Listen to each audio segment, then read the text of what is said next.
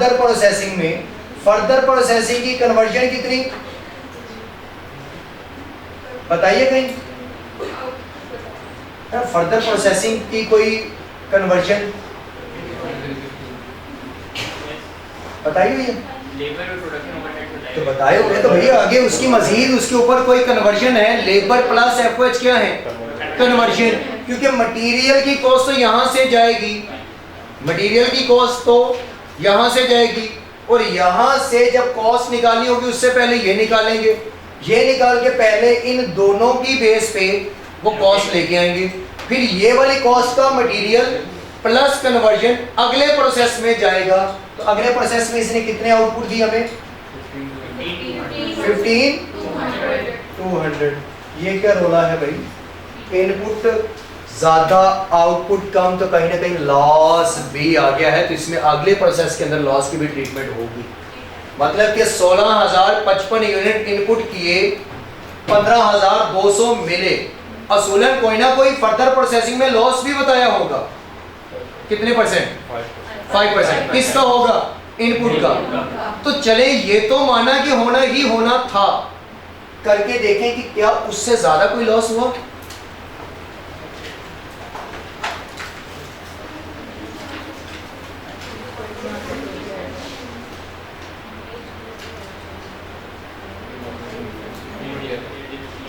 कितना बनता है इसका? 5%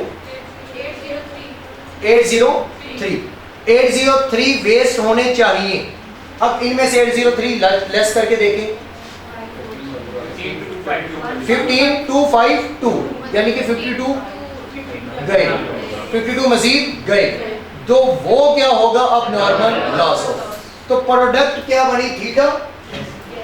और हमसे रिक्वायरमेंट में इसकी कीमत मांगी गई। ऐसे ही है। ये जो थीटा बना है और जो सिग्मा है, इन दोनों की हमसे कॉस्ट पर यूनिट क्वेश्चन के अंदर कैलकुलेट करने को कहा गया है। यही है क्वेश्चन।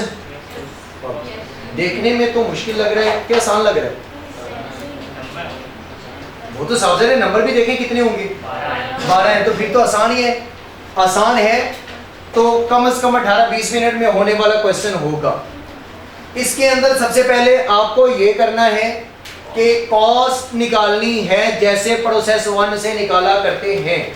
उसके लिए सारा डेटा दिया होगा। तो कॉस्ट जो भी निकलेगी उस कॉस्ट का फिर इनकी बेस पे हम क्या कर देंगे? इनकी सेल्स बताई हुई है कितने कितने की, इसकी भी बताइए और इसकी भी। हालांकि ये तो बेचना नहीं है ना, ये तो आगे मजीद बनाना है। बनाने के बाद फिर बेचने की कोई कीमत बताई है? थीटा की बताई हुई है, बीटा की नहीं बताई, क्योंकि बीटा हमने बेचना ही नहीं, थीटा बेचना है। तो थीटा की कीमत बताई है, सिग्मा की बताई है, तो जी की भी बताई है। तो जी को हमने इधर ले आना है ना, इसकी नहीं बताई। तो अगर इसकी नहीं बताई तो फिर पीछे आना पड़ेगा। अगर इसकी नहीं बताई तो पहले ये निकालेंगे तो ही तो टोटल तक आएंगे। फिर आपके पास एनआरवी बनेगा। एनआरवी जब बनेगा तो फिर आप इनकी बेस पे करके फिर आगे मूव होंगे। बैलेंसिंग फिगर यहां से लेंगे, बैलेंसिंग फिगर लेने के बाद फिर नेक्स्ट मूव करेंगे। तो ये क्वेश्चन कुछ फॉरवर्ड और कुछ रिवर्स चलेगा। स्टार्ट करते हैं। होमवर्क में थोड़ी है, ये मैं नहीं करवाना था। मैंने कहा था कुछ पास पेपर होंगे जो मैं करवाऊंगा, जहां पर कहीं ना कहीं कुछ अभी बातें समझने वाली थी। बाकी आप लोग कर सकते हैं।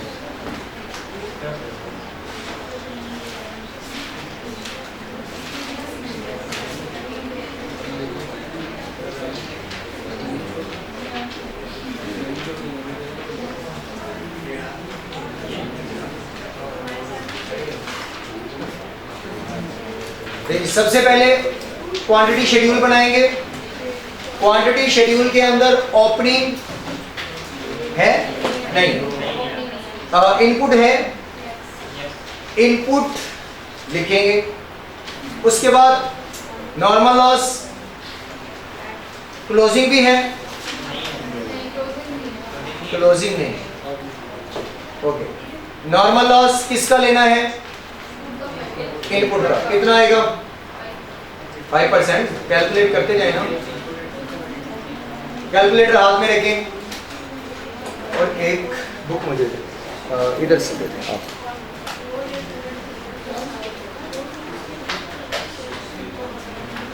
आप बुक पे नोट कर रहे हैं, जो नहीं नोट कर रहा वो दे दें।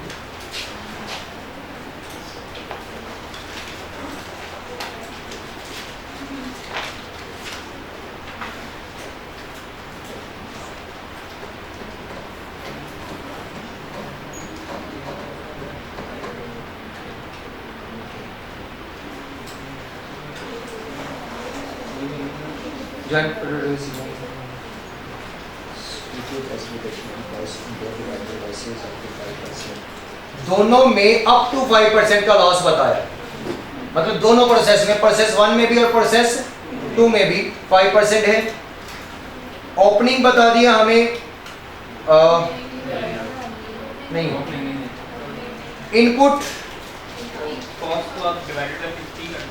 अब इनपुट जब हमने निकालना है तो टोटल 3 मिलियन है, डिवाइडेड बाय 50 पर यूनिट है, पर लीटर है। तो मटेरियल अगर आप देखें तो ऊपर 1000 में उन्होंने मटेरियल को रखा है कि मटेरियल 3000 यानी कि 30 लाख का आपके पास मटेरियल है, यानी कि 3 मिलियन का डिवाइडेड बाय 50 पर लीटर है,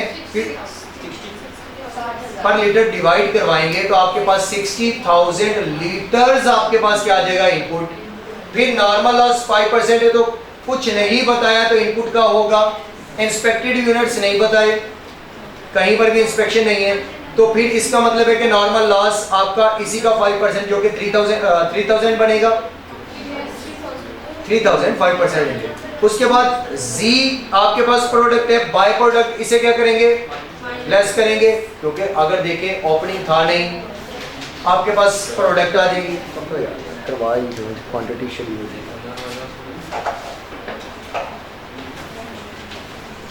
ऑटम 16 15। क्वेश्चन नंबर 1, यही क्वेश्चन सबसे पहले पेपर में सबसे पहले नंबर पे था, मतलब क्वेश्चन नंबर 1 इस दफा भी पहले नंबर पे था प्रोसेस का, दूसरे नंबर पे था सीबीपी का। Autumn 15 question number 1। अगर क्वेश्चन नंबर 1 पे था तो इसका मतलब है कि क्वेश्चन नंबर 6 तक 5 तक शॉर्ट क्वेश्चन होते हैं, तो ये 12 नंबर का शॉर्ट क्वेश्चन है।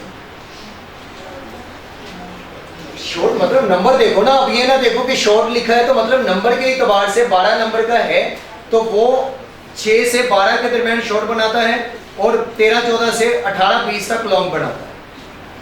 तो हो सकता है इंस्पेक्शन वगैरह ऐड करता और ये चीजें ऐड करने के बाद ये इसे 15 से 18 नंबर पे ले जाता, उसने ये चीजें ऐड नहीं की।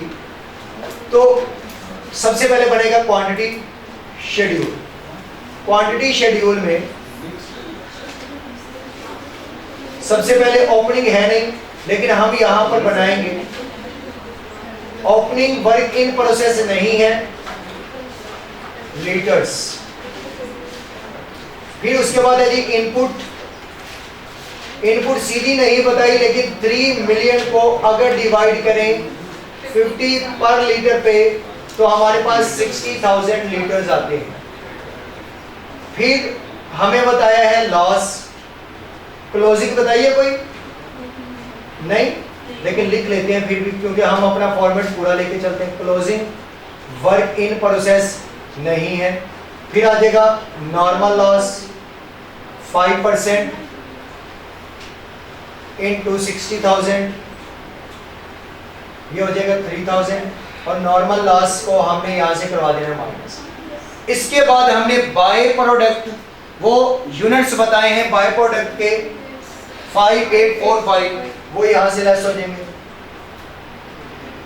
यूनिट से मुराद है लीटर्स, तो बाय प्रोडक्ट भी माइनस हो गई। बाय प्रोडक्ट लिख लें या प्रोडक्ट जी लिख लें, बात एक ही है, या ब्रैकेट में शो करवा दें कि जी आउट हो गया है क्योंकि बाय प्रोडक्ट थी।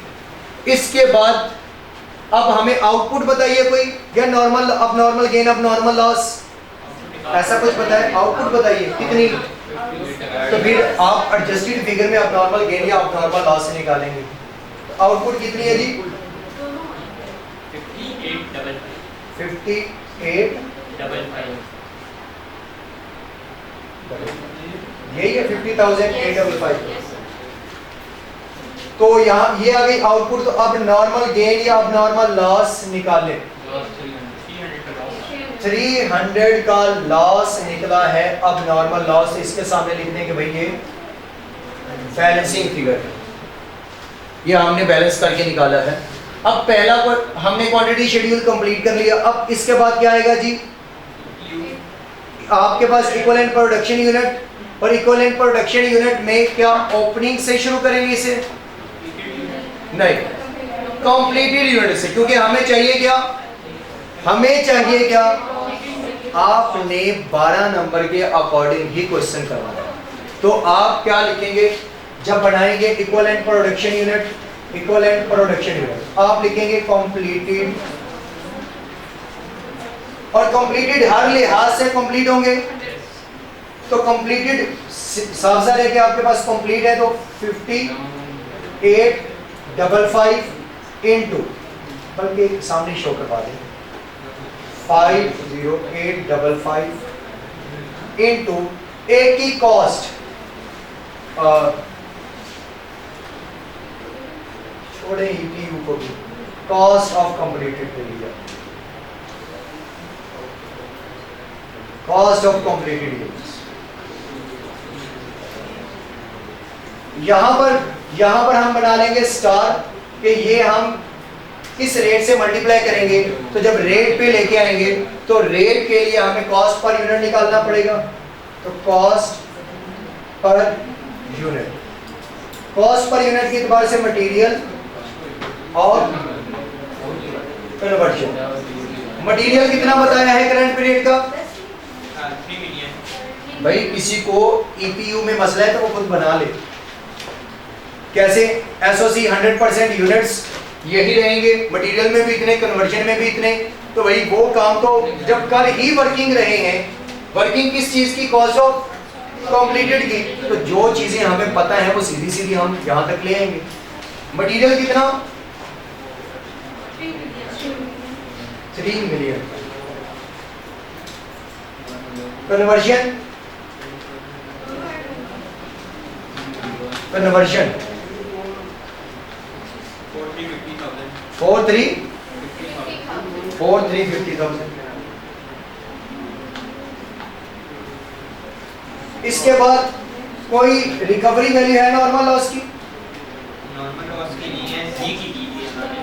तो जी की दी है तो हम रिकवरी वैल्यू ऑफ जी कर लेते हैं। कितनी? 40। इससे मल्टीप्लाई करवाएं, कितना बना? 233,800। इससे इसे करवा दें लेस, 2766 और ये 4350। ये आ गए यहाँ पर। अब आएंगे मटेरियल और कन्वर्जन, उसी को मैं कंटिन्यू कर रहा हूँ नेक्स्ट। तो 2766 और उसके बाद 4350। अब यूनिट्स पे आएंगे तो ये मटेरियल की एतबार से भी 100% पूरे हैं और कन्वर्जन के भी। तो 5855 और 5855। Cost per unit, cost per unit लिखवा देंगे।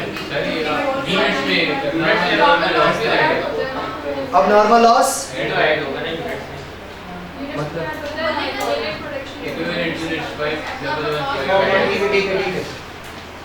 अब नॉर्मल लॉस आया है तो हमारे पास 50-50 ये तो कंप्लीट रहेंगे। जब कॉस्ट पर यूनिट निकालेंगे तो किस पे डिवाइड करेंगे? 5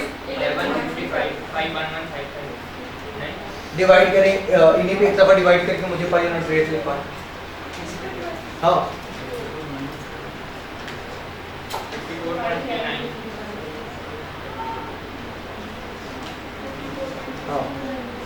इससे जो आंसर निकलेगा वो होगा गलत। अब नॉर्मल लॉस में अगर जाके देखें तो अब नॉर्मल लॉस 300 का है, तो उसको वापिस लेके आएंगे अपने यूनिट्स को पूरा करने के लिए। तो 300 मटेरियल के एतबार से ऐड होगा और कन्वर्जन में कितना है 300 बना ही लेते हैं, 100% ही लगा। ईपीयू बना ही लेते हैं। कंप्लीटेड यूनिट्स हैं जी 50855 100% मटेरियल के एतबार से और 50855 50855।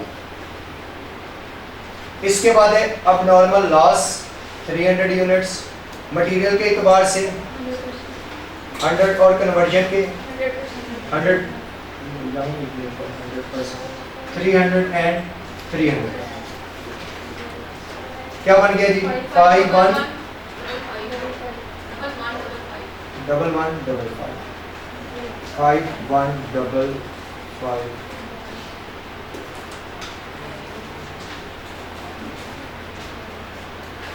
अब इस पे इन्हें डिवाइड करो 5155 और 5111 कितना है जी 0